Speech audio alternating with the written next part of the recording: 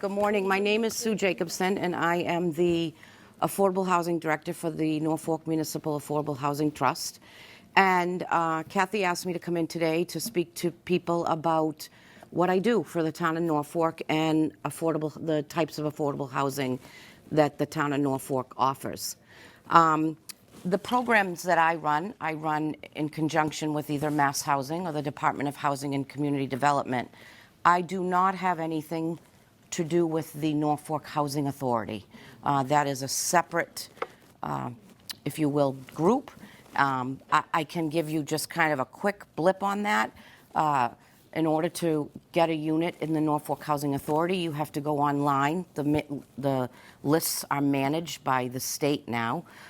It's the email, the website address is champ.org, and you fill out an application, and that application then goes into a large database with other applications, and the individual towns that you've potentially requested a unit in get those lists from the state, and they pull people from that list. So that's very different than what I do.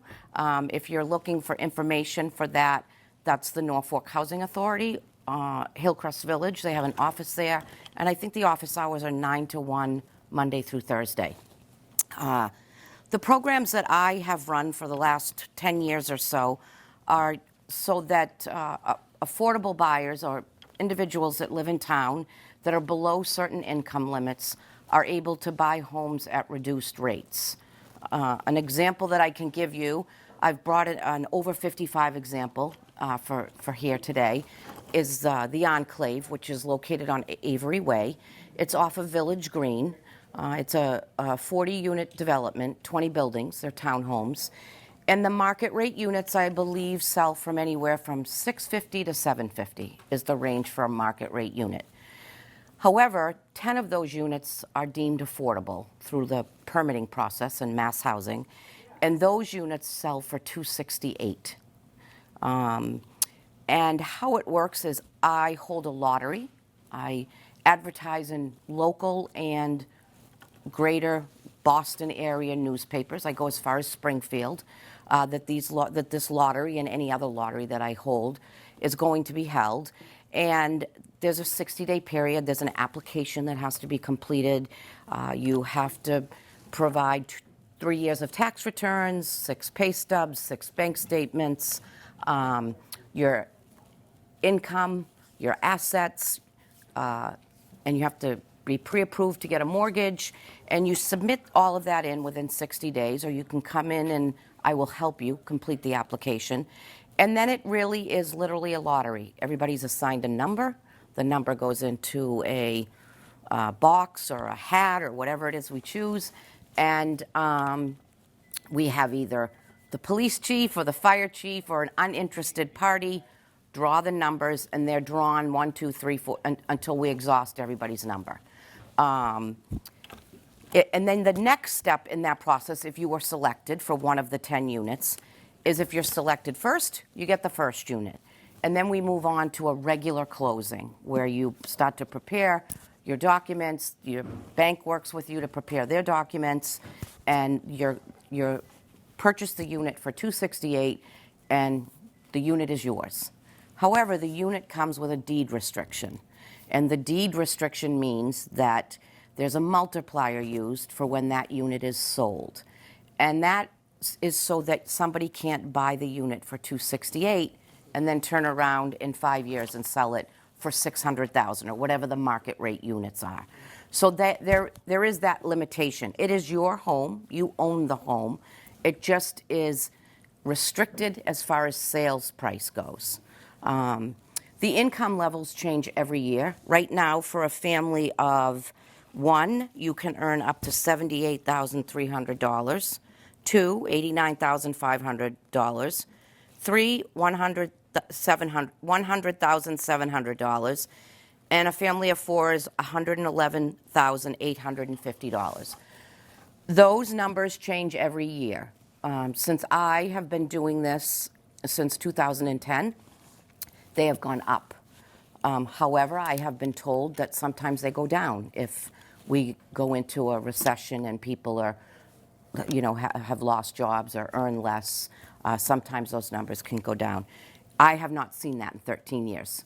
And then the asset level is a little bit different for our folks that are over 55. For an individual under 55, your asset level cannot be any higher than $75,000.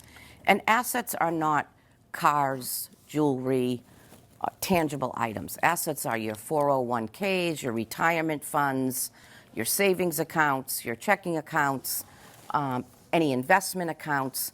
So for a traditional program, which any age can enter, it's the same income limits, but the asset limit is $75,000. For an over 55 community, it's the same income limits, but the asset limit is $275,000. So they raised that significantly, hoping that it will allow people over the age of 55 that are below these incomes to get into these units. We do have one over 55 in Norfolk. There was a lottery held, and I believe I only have 7 applicants. 4 have already purchased. So there still are 2 units open on what we call a first come, first serve list. So the way that works is if somebody comes into my office with a completed application, which I did bring some applications, samples, a sample of some press releases, and a copy of the FY22 income limits. And let's say somebody were to walk in tomorrow with a completed application. If they met the requirements, and I certified that they met the requirements, they would be the eighth person on the list. So they would get the 8th unit. It is also, all of this prior to your final approval goes into the state or a monitoring agent that the state has hired so that they can double check that I have made sure that the income and the asset levels are complete, which is a wonderful thing for me. I've lived in town since 1995, and I've had 3 children go through the school system, so I would never want somebody to say that, that person won a lottery because they knew this part, So it's a double check system, which is really a wonderful thing to have. And these are all over Massachusetts. There are not a lot of over 55. You could previously in a 40B development, which is what these units are, where they're allowed to be built on smaller density lots, but what they have to give to the town in order to be able to be built on those smaller density lots is the 25% of affordable units. HUD determined that it was not going to allow over 55 developments to exclude children under the age of 18. So 40B developments for individuals over 55 can no longer, that doesn't mean over 55 developments that are not 40B projects. Only over 55 developments that are 40B projects can no longer exclude children under the age of 18. And they took that step, we're told, because we have a lot of grandparents in this country raising their grandchildren. And but we have the last over 55 development, 40B development, the Enclave, that I speak about here, that still was allowed because it was in before the law was changed to exclude children under the age of 18. Like I said, there are 2 units still available there. So if anybody's interested or feels like they meet the requirement, you can own a home. Many people think that they can't own homes and do this. You can, but the home has to be sold before you are allowed to close, and the home cannot net you more than $275,000 assets. So the income, the equity in your home combined with your assets cannot put you over that limit. Does anybody have any questions? Or questions on the projects? You say there's an enclave, it's called the Enclave? It's called the Enclave. It's off of Village Green, which is off of Cleveland Street. So you go onto Cleveland, you take your first right onto Village Green, you go around the corner and you'll see the new street on your right-hand side. It's lovely. It's a beautiful development. And you know, when I speak about 40B developments, Boyd's Crossing on Main Street down past the fire station is a 40B development. No age restriction there. On Cleveland Street, there's Lakeland Hills on the right. Some of you may be familiar with. That's a 40B development. On Seekonk Street, there's a new Rove that's been carved in, almost at the top of Cleveland. That's a 40B development. These are some of the developments. They're allowed to come in and be built because, in I believe it was 1963 or 5, a law was passed that every town had to have 10% of affordable housing. And that's not easy to do in a town like Norfolk. It's not easy for us to get to 10%. Much easier in larger towns like Newton and Dedham and Needham, where they have large apartment complexes. Because in an apartment complex, if it's a 40B development, 25% of the units have to be affordable, but all of the apartments count. So it's a great way to get large numbers towards your 10%. Right now we are at, I think we're at 5.5%. The 2020 census has just come out. To get to 10%, we need 173 more units. So we work hard. We're chugging along, but it's going to take some time and to get there. Question? Would senior housing count as 40B? It does count towards, so it's called subsidized housing inventory. So it's not a 40B, but it does count towards our affordable units. Both our senior housing, our family housing, and any homes in town that are residential homes, which nobody really knows the identity of those homes, but those homes work a little bit differently towards counting. They don't count as one home. If the home has 4 bedrooms, it's counted as 4. If the home has 6 bedrooms, it's counted as 6. So all of those things count towards our SHI. Is there any plans in the future to do more senior housing? So that's the state of Massachusetts. That's funded by the state. They were funded years ago by state or federal agencies. I don't know the question to that. You know, we do hear on our 6 o'clock news blips about affordable housing, and you know, we need more affordable housing, but we haven't built senior housing complexes in years. So some towns have federal senior housing. How does that work? How come Norfolk doesn't? I don't know. I don't know the answer to that because I don't cross over into that area of expertise. Some towns do receive funding from HUD, which is federal funding, but they're somehow tied into those units. But I don't know the answer to that question because I don't work for that group. I have a question. Why does Norfolk not have any apartment complexes? It seems every town is building these large, gigantic apartment buildings. So if I had the answer to that question, I'd be a really smart lady. But, you know, Norfolk's a small rural town. We're on septic. It's very difficult to build a large apartment complex if you don't have sewerage in town. If I look around at the towns that have recently put in large complexes, Walpole, it's not all septic. Rentham, it's not all septic. Plainville by Route 1, it's not all septic. It's very expensive for somebody to put in I'll use the number 200 unit apartment complex and put in its own sewage treatment plant or provide septic for each individual building. And there are some folks that don't want to see the landscape of Norfolk change with a big giant apartment complex like we've seen in some other communities. There are some folks that are open to that change. So, you know, that's the $1 million question. Yeah, it doesn't have to be gigantic. I mean, even an apartment building. Well, so what number? So financially, though, what number would you have in mind for a building? I would say maybe 25. Right. So I don't know if that's feasible economically wise for a developer to put in 25 units. 25% of them have to be affordable, and to have to put in all the infrastructure that they have to put in. I don't know that 25 is a number that makes them the type of profit that they're looking to make on a development.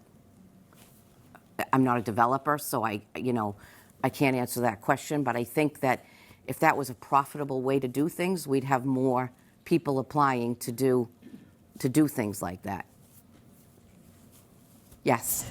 Do you need to be a resident in the town that you're applying for this housing? You do not. You do not. Do you get a advantage if You do. So it's called a local preference. So if you live in or work in or have children in the Norfolk or King Philip school systems, we have what's called a local preference. So basically what that means is that you get 2 entries into the lottery. You get your entry as an applicant, and then you get your entry because you have local preference. And we deem a certain number of the units local preference units. So we typically do 50% of the units are local preference. Now, if we don't get enough local preference people to fill those units, we won't not give them to the other people that have applied. But we do initially determine that we are going to have, we request, and we have always been authorized by Mass Housing in these developments. They have always approved our local preference request. And with that request, we have to provide why we want that request. And it's not hard to do. It's to say that we want our, our teachers and our firefighters and our police officers and people that have grown up their whole lives in this town and wish to live here, but the average, price home wasn't $700,000 while they were growing up here. And we have to provide the average salary of a town worker, and we have to provide real estate data on what the average price is. And so we've always received local preference. And it does help, but we won't not give those units to other winners if we don't have enough local people apply. Any other questions? It's a great program. I did bring with me today some sample, the press release that goes out when I open a lottery, the income limits, and an example of an application for a lottery. In the spring, I believe I'm going to be opening 3 lotteries in Norfolk. So there'll be a large number of units available, but they will not be over 55. So that will be the income limit of whatever has been determined now, because these applications went in last year. So it'll probably be these current income limits that I read, and asset limits of $75,000. And there will be some 2, 3, and 4 bedroom units. So, we have a lot more. We have a lot more coming. What size are the units in the Enclave? Yeah. I believe they're between 1,800 and 2,600 square feet. So they have 3 different styles, could be 4. The one that's most common is a ranch style. All of the master bedrooms, however, are on the first floor. And the way that the lottery works is the developer has to provide one of each style that he's selling. The ranch style, I can tell you, because I've been in several finished ranch styles, is, you walk in the front door, on your right is your second bedroom or an office in the front of the home. There's a large pantry, and then you're walking into a large room that has your kitchen area, and a dining area, and a living area with a large master bedroom, a large walk-in closet, and a large bath. And then you have a laundry room, all contained on one floor. And there, I believe, is 2 steps to get in. So, it's definitely made to help people be able to age in place and be able to stay where they are.